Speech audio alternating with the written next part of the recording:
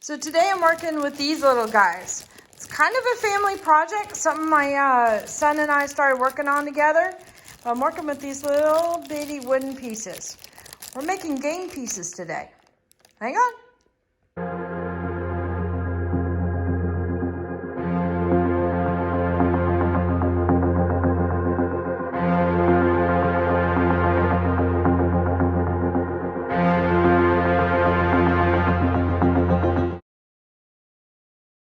Okay, so this project has a little bit of a story to it. I'm going to get into more of the story a little bit later on, but to sum it up, my son and I, this would be Mikey, designed up a game board actually it was more or less for my mother, and it's so that way more family members could play at the same time. So by doing that, we had to change everything on the board, but still try to keep it the same. But one of the things we found out is that she keeps knocking over the game pieces really easy. And she has some issues with mobility and hand coordination and stuff. So I thought I would do something that might help her out a little bit. And I've been digging around and looking for quite some time. And I thought something with a little bit more of a base to it would help with the tipping over and dragging it across. It's not going to eliminate it completely, but it just might make it a little easier. And I found these molds. I think they're for candy, but I think it's just big enough that it'll work out. And I'll put in some screen captures in this video of the game board that we created, and of course I resined it. But that way you have a better idea of where the what the project's for. So what I'm going to do basically is put this little guy in a mold like that and pour the resin over top of it and fill up the mold probably about, instead of it being like this much, it'll be about, halfway. Yeah, that's kind of measurements, because it looks like it's about maybe 3/4 of an inch deep. So, just go to that. So just enough of a wider base so it doesn't tip over super easy. Because the game pieces we're using at home are kind of like this, but they're plastic and they're hollow. So it's super, super easy for her to tip them over and drag them across. But I thought this might have just enough weight that they won't tip over so easy, and a wider base too. So just little things.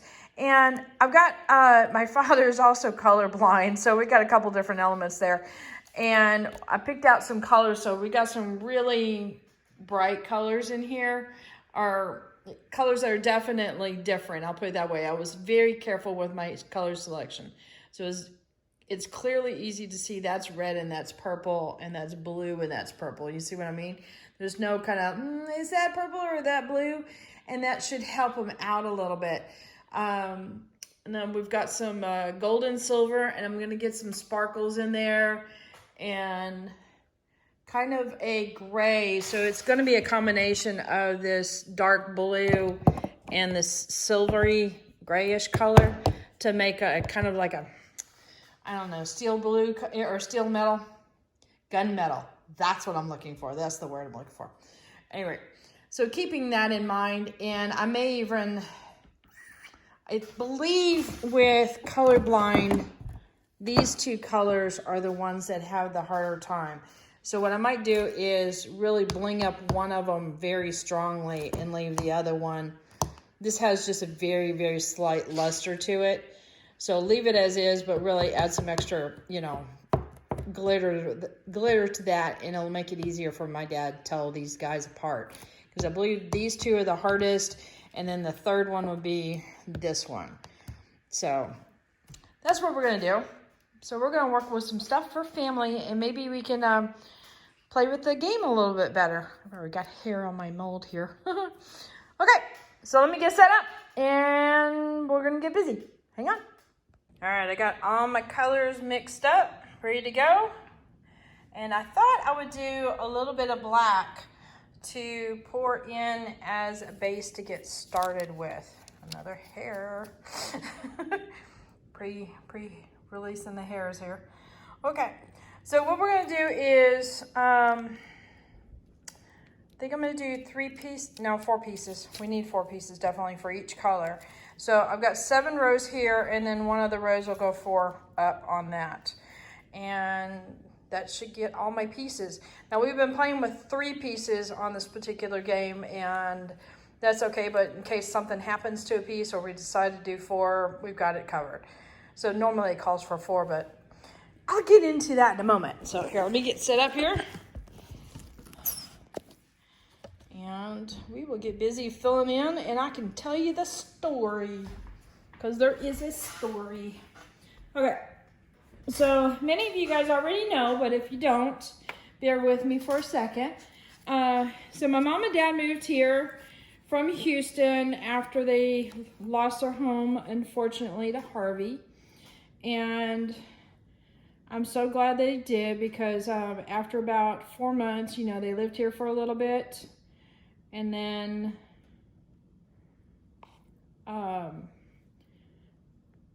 found a home.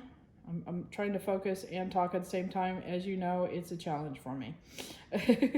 So they found a home in a neighborhood close by, which I was really excited that they found this particular home in this neighborhood, because it's one of those, they were in kind of a scary neighborhood in Houston, and I want them to finally feel safe.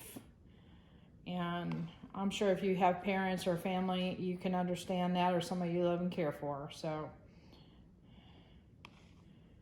I have some more resin on standby in case I don't have enough. Anyway, so they moved into their home, and literally about a month later, my mama had a stroke. She's regained some of her abilities, but not all of them. She can no longer drive. She has to be supervised all the time.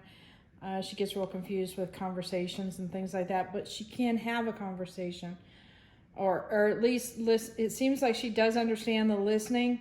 She just has a hard time finding words. So we're always working with her to help her out with words and stuff, and that's just going to be the norm. I said this 2 years ago. Okay. So one of the things that we do to also kind of get an idea of where she is we play games with her. And one of the games that we seem to gravitate towards a lot, and this is because of something that she really likes, is the game Sorry. So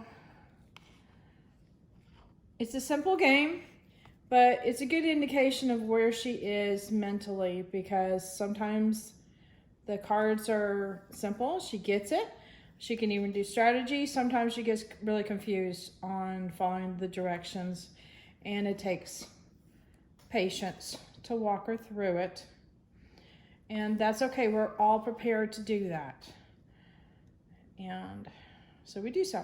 So we kind of basically pick on each other as far as competition wise, but we don't pick on the grandma. Grandma's safe.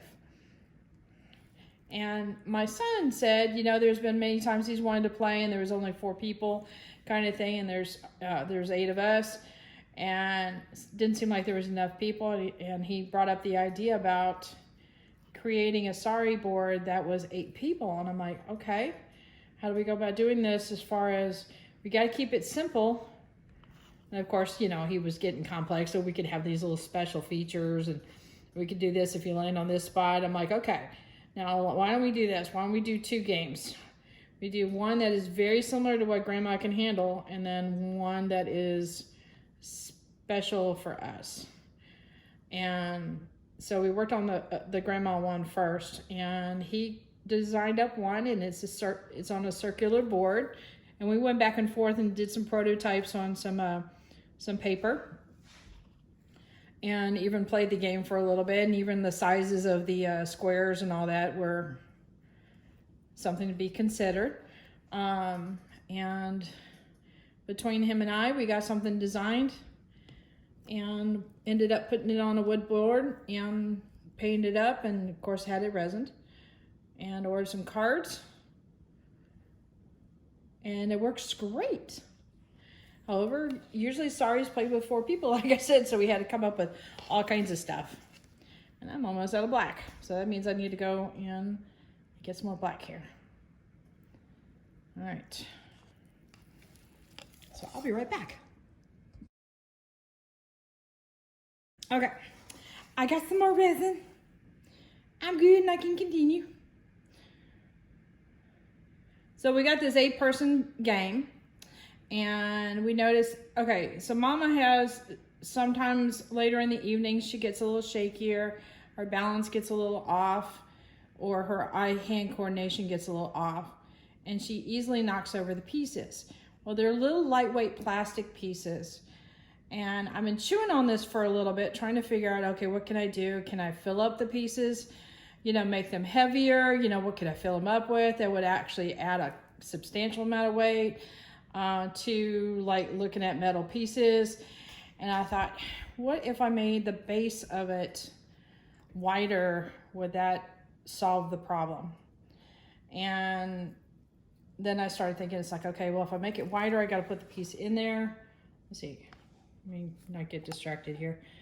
All right, 1, 2, 3, 4, that works. 1, 2, 3, 4, 6, 7, yep, and then that. Okay, I got all my pieces, yay! So that's how I ended up with a wide base on the bottom. All right, let me hit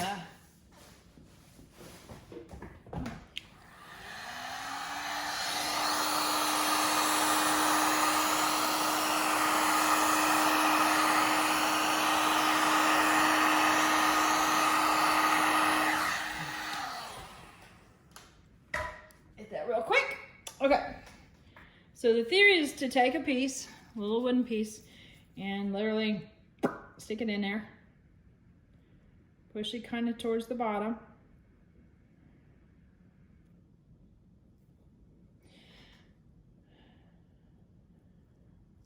hopefully it'll stay in the center. No, I'm seeing a problem already.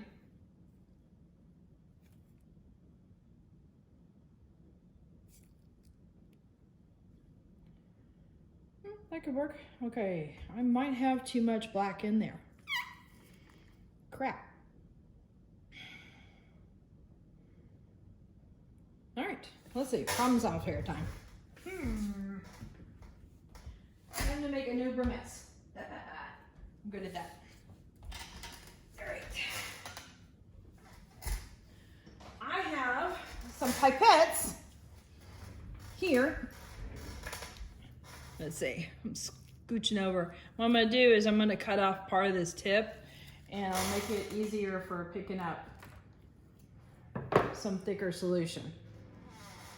So let me pull this out.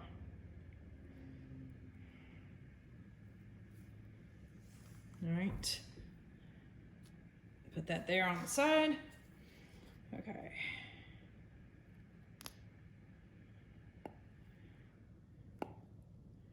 All right, did that pick up anything? Let me see if I can find it out.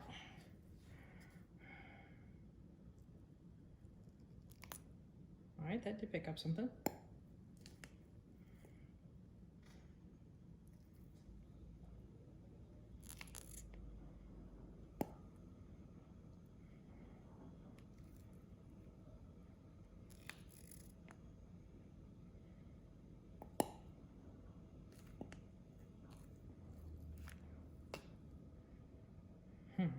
All right, that's gonna take a while. Yeah, we don't like that plan. Plan B. Or CDE, whichever.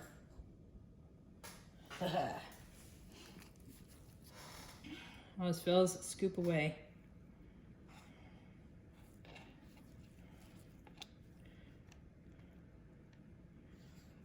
More used to doing this than probably anything.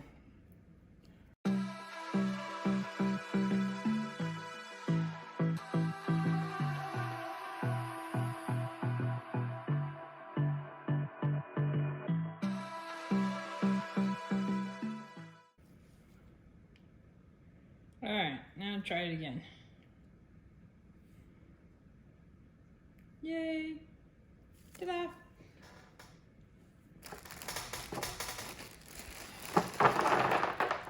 Whoop!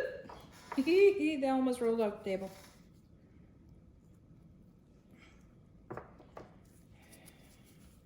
These are actually wooden people, and you can get a variety of shapes that are just a little bit subtle, and some are supposed to represent men and women, and these are supposed to be the babies.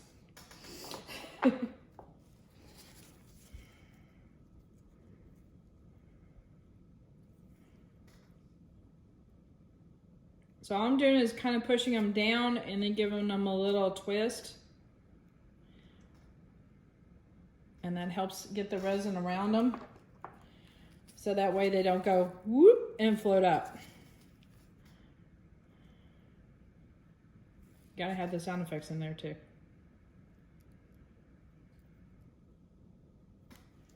Otherwise, you know, it's not fun.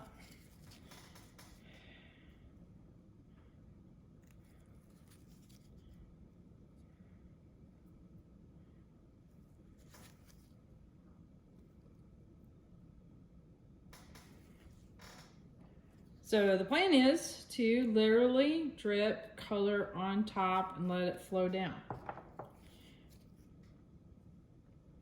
So I think that'll do fine. All right, I need to clean off my hands. I got a lot of black on my hands here.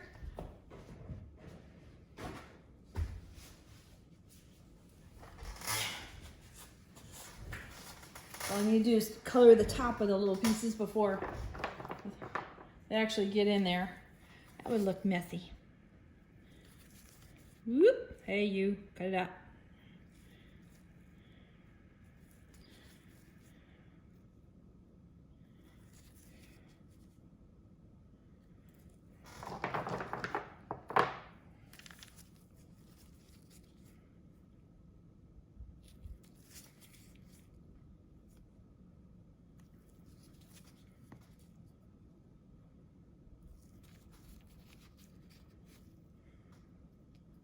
Did you see that piece? It just kind of fell in there real fast. Yikes.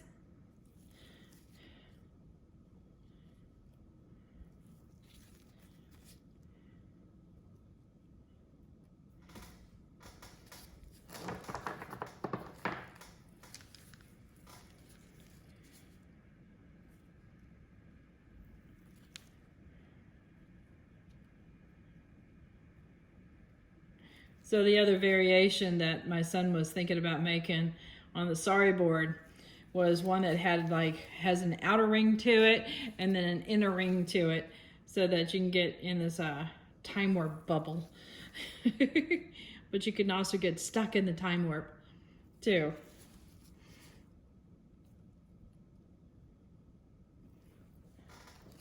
So I'll have to see if he's gonna continue on with that idea.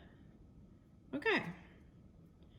I'm not worried about them being perfect, but just kind of close to center point, so that way they don't tip over accidentally. Like that one's a little off. Get over, just a little. Please. It says no. Okay. So here we go. This is my gunmetal, and I think I'm going to start in the back and move forward. I'm getting these off so I don't knock them over accidentally, like I've almost done a couple times. I am a slob. Yes, I admit it. All right, let's see how we can do this.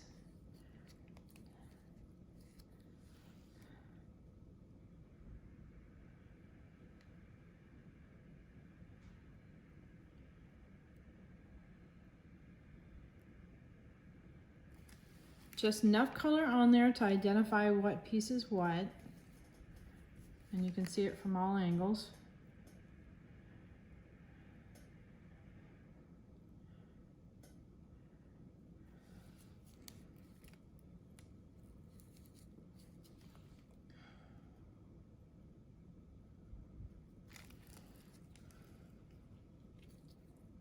Oh, that one's almost full. You know what?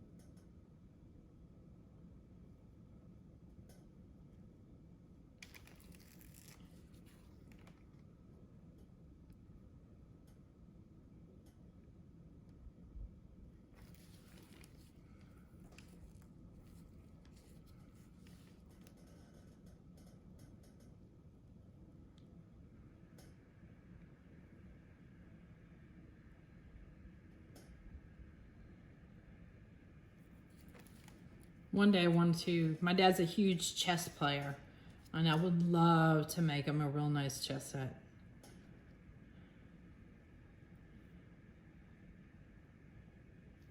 He, when I was younger, I think I was about maybe 10 years old, there was a master chessman that came to Houston, and my dad went and played in, I don't know if you want to call it a tournament or whatever, but what it was is this huge area that the guy was literally in the middle. Hang on, let me finish this drip and then I'll kind of demonstrate a little bit more. Okay, so pretend this is a ginormous area here, right?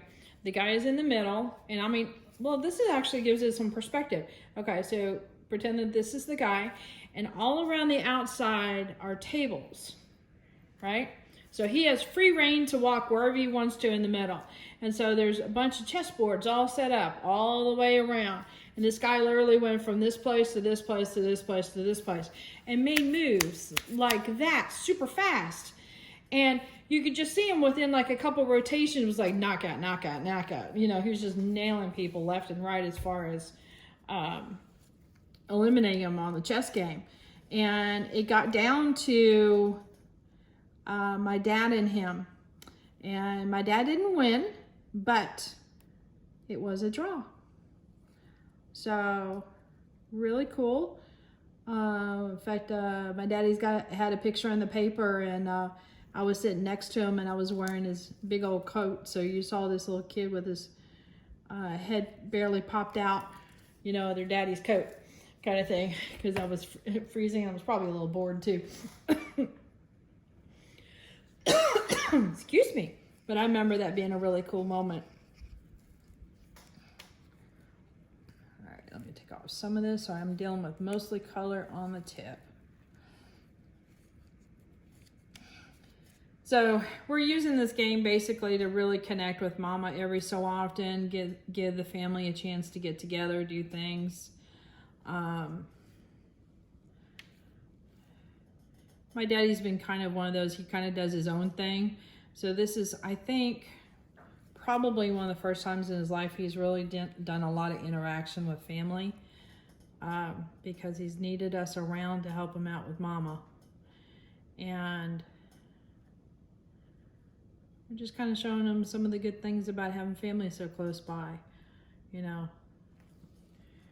And things go wrong with the house, and you know, I can send the hubby over to fix this or that, or I can help him out with this, you know, with Mama with a point, you know, or some medical or just personal need kind of thing, or Mama's a little, you know, needs to get out of the house, or he needs a little alone time for a moment, you know, give him, well, like, oh, Mama, you need a girls' night kind of thing.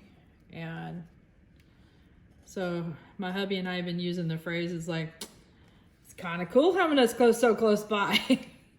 Some of the perks.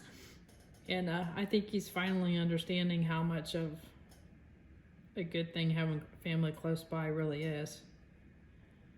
Man, if this had happened while they were in Houston in the middle of Harvey, meaning her stroke, and their house being flooded, basically that would have meant he was in the hotel. I cannot even remotely fathom what that would have been like for him, because the flood that they had before that almost took 2 full years for them to get the house all fixed up. It took a long time. In fact, there was still a couple boxes that remained in the house that hadn't been unpacked yet. And so they were looking at doing the exact same thing, because they had that same amount of water in the house, in fact a little bit more. But it was eerie because the house looked brand new because it had all the repairs. So it's like, okay, is everything okay in here? And then you go to step on the carpet and it's still wet. And of course we went in there like a week, I think it was like almost a week and a half later, because you know there was no access to the neighborhood. The neighborhood couldn't get out and we couldn't get in. And then we started moving furniture around. There was a ton of black mold that had grown up behind the furniture. It was like, ugh. So they lost probably about 60% before, and probably another maybe 60, 80% of what was remaining. Sure makes you appreciate the little things after something like that. This is working out really well, looking at the pieces. See if I can get it to drip down another way here. There we go.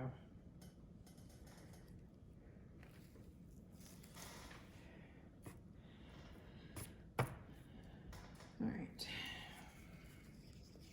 Now we're on to the bright colors.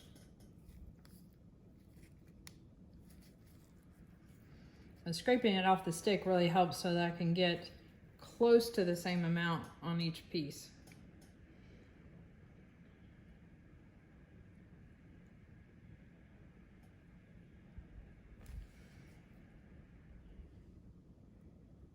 Come on, drip.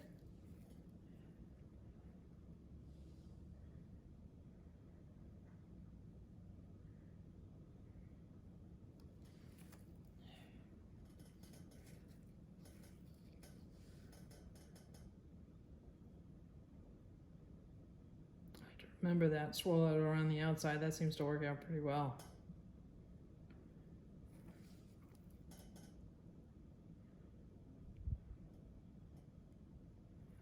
So at any rate, so we have some days with Mama with the game when we play the game. Like, for example, one of the sorry cards is literally called the sorry card. And you take an opponent's piece and you pick it off the board and put your piece in its place, and the opponent's piece goes back to the beginning. And sometimes she can follow that and sometimes she can't. Hello, hubby. Hello. I'm ratting you out. He's trying to walk in very quietly. Now what?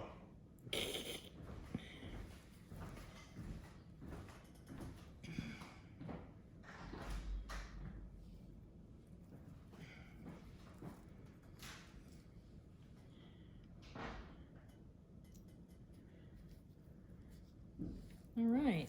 So what I'm probably going to do with these guys is let them settle for a little bit, see if this runs down, and might apply some more, and that'll get more silver around the base of this. Now I won't be able to do much with that, but that particular color is very close to the black, so I'm not too worried about it.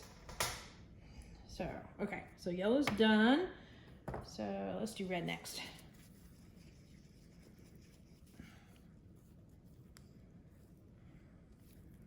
Anyway, so yeah, you throw your opponent back into the beginning part again, and then you steal their spot. And for some reason, that particular card is really a big challenge for her to understand. Some days she gets it right off the bat. Some days she understands part of it, but not the complete part. And then some days you literally have to really walk her through it. But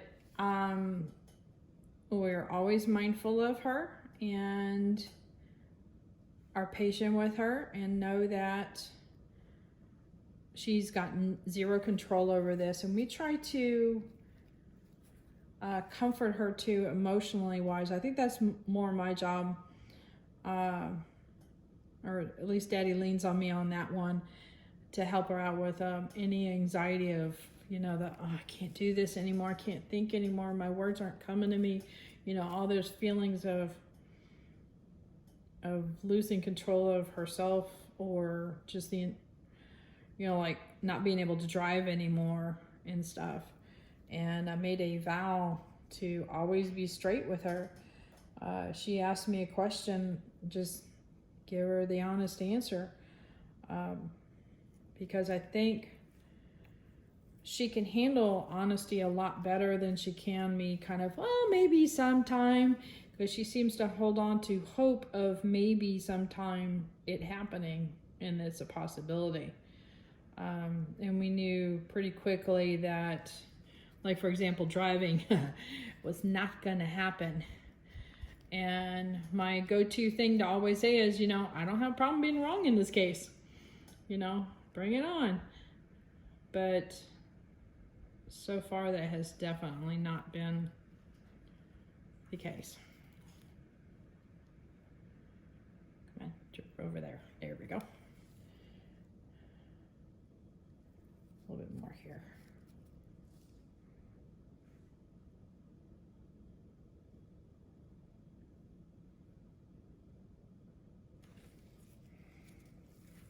And it's interesting how something very simple, like a board game, can be so challenging for her.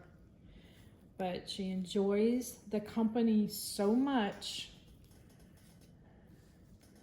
that she really wants to play. So that's how that came about.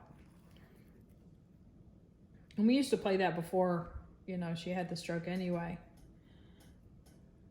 And that was kind of my...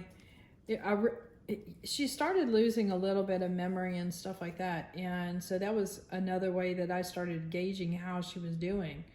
And she was already showing some signs of that prior to the stroke, but since we started bonding and just having her and I silly time with it, that it became something with the whole family too. So I'm all for that, especially with the kids being young. And it also teaches them how to be patient and stuff.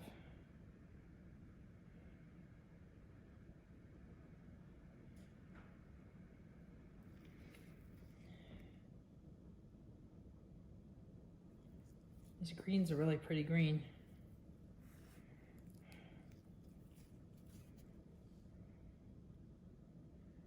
So I'm sure with this whole coronavirus thing, you guys are worried about the elderly in your family and stuff. And I wish you much good fortune with helping them out or being able to. I mean, if you can't be there next to them, you know, being there emotionally and reassuring them is definitely helpful too. It's huge. My daddy, okay, so he lived in Houston pretty much a majority of my life. We moved out to Houston, maybe I was 2.5 years old. So, and he's from Baltimore. They're both from Baltimore area. And so when my grandfather got up there in years, and him knowing that he's all the way here, and, you know, his dad's up there, and his sister had already passed, you know, that anxious bit of, you know, what if something happens and I'm not there to help him out kind of thing. What he ended up doing is he would call multiple times a day. I think he called 3 times a day, every day. And that was enough that he got to really gauge his father as far as emotional reaction, or how quickly he got to the phone and stuff like that with how he was doing. And found out quickly on when his daddy was in trouble one day and had fallen and he couldn't get up and or get any help and stuff, that my dad called a relative that was kind of close, and they could go over there and saw that he needed some help.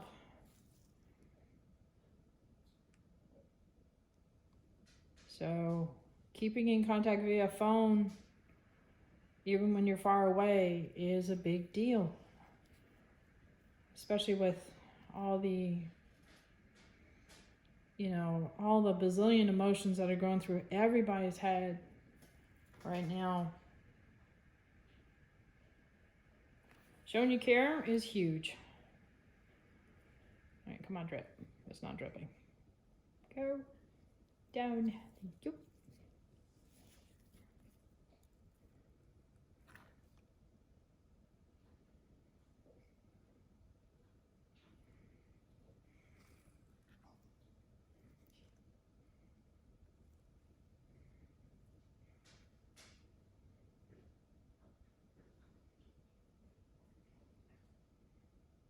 Alrighty there. Oh, almost forgot. I got the back row to do. And of course my favorite color. I can't forget my favorite color.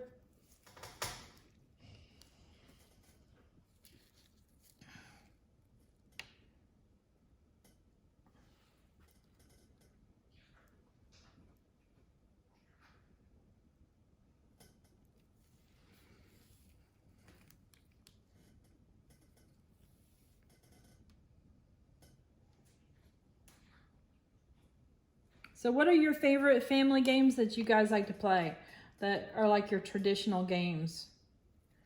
Let me know in the comments below. Do you have any special family rules for those games? I'll give you an example. So one of the games, of course, that we play is Monopoly. My hubby doesn't like it. He's like, it takes forever. And it drives him nuts. And he's like, I've got other things I want to do over playing Monopoly. And he's trying to be a grumpy old man. It's not working. At any rate, but my dad came up with this rule in Monopoly that if you roll snake eyes, in other words, a pair of ones, you get $1,000. And we have adopted this rule and passed it on with our family too.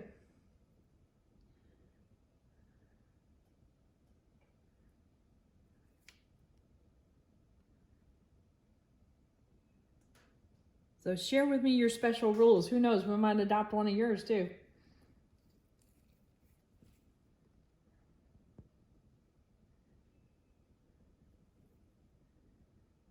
We might have to do a Monopoly game soon.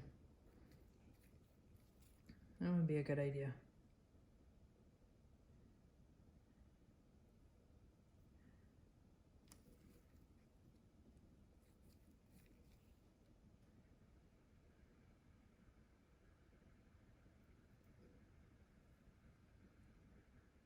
Alrighty.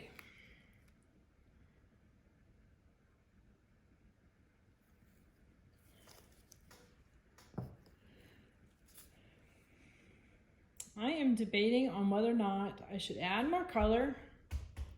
Here, I'm gonna bring you up closer. So basically, that's what it's looking like right now. So we got a little blue blob on the top and then some runners coming down the sides. But I think it's pretty obvious which ones are blue and green and red and yellow. The iffy ones are the gold and silver, ironically. So maybe I'll let them sit for a moment and then add some more on top. I don't know. I don't know if that'll actually help. But the purple came out pretty good too. So that's nice and clear. Yeah, I'm probably gonna add some more. So I'll time lapse that part. I think a pretty good start.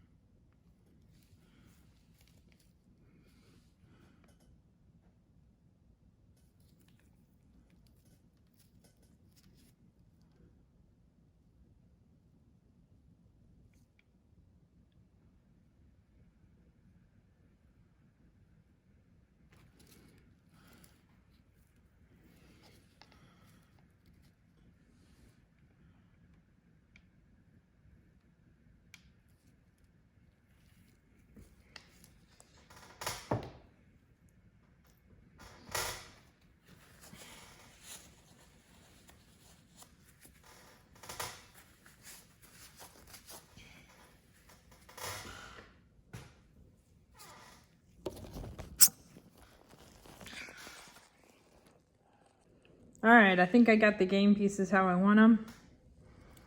I think this will do just fine. They're gonna have a very heavy base on them, so they should not tip over too easy. So make life a little easier for Mama.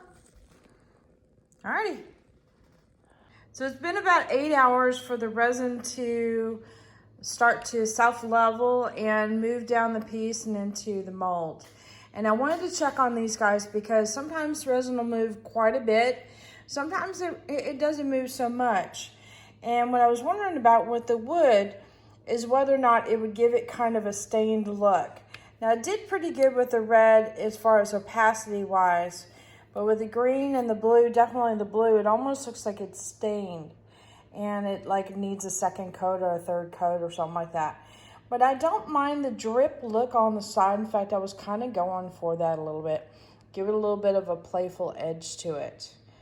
Now, what I think I'm going to do here is I'm going to combine another medium with this. Because if you notice, the purple here kind of lost a little bit of its purpley look to it. Because the purple got absorbed into the black down below. And that's okay. And some of the other colors, like this dark gray, is similar enough to the silver. So I'm going to go and hit just the tops of these with some actual paint and create a dot on there. And that way it's nice and clear because we want this to be practical and usable, but also very easy to identify. And I'm just going to do, I think I'm going to do it overall. I'm going to hold off on the green. I'm sorry, the green. Why did I say green? I think I'm tired. The silver and the gold. And see how, I don't know, I might have to do a touch up.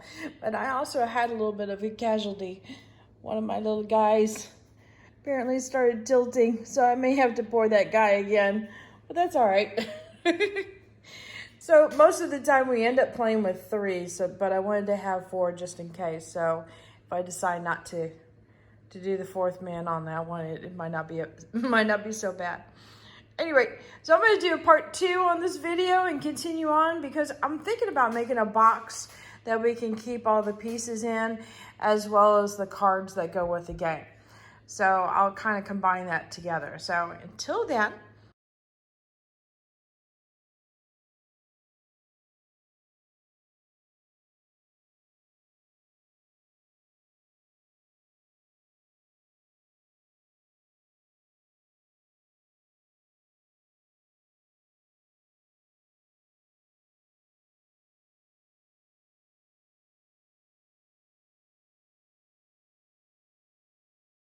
Hit that like button, hit the subscribe button, but definitely hit the bell and get notified next time I put a video out. Later, y'all.